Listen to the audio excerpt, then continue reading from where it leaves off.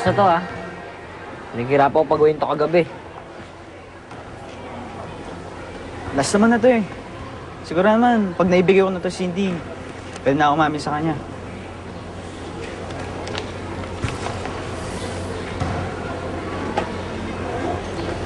Ayos to ah. Oh, ihulog na sa lakar niya mamaya. Huwag ka lang papauli ah. Salamat.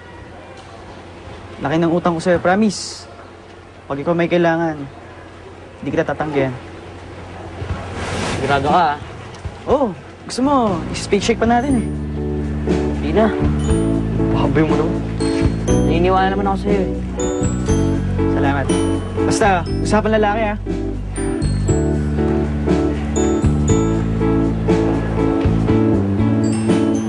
Walang laway yan. Masyado antok sa laway. Tati, kumusta? Absent ka hapon ah. Oo nga eh. Sumakit kasi tiyan ko. Ginugutom ko daw kasi sarili ko. Talaga lang ah. So anong bago? Sumulat ba ulit sa'yo ang secret admirer mo? Kilala mo na ba kung sino siya? Yep. May bagong sulat na siya sa akin. Pero hindi ko pa alam kung sino siya. Pero may kutob na ako kung sino. Sino naman? Sama? Basta, thanks. Malalaman din natin, may plano ako. Hey! Tabi!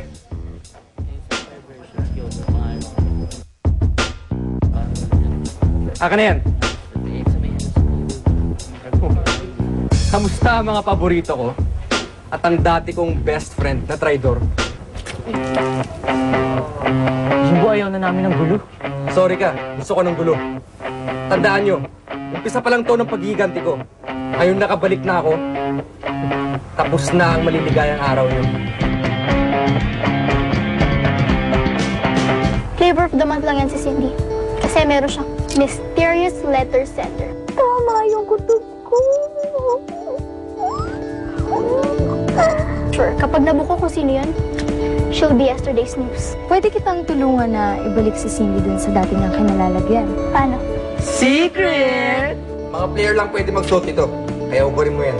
Ba't ba nakikita mo, lagi gusto mong kubaran? Bakla to. Hoy, Lucas! Pinapatawag ka ni Cindy. Hindi ka mo daw bago na ako mag-isipin sa'yo. Makalaan ka ba tingin?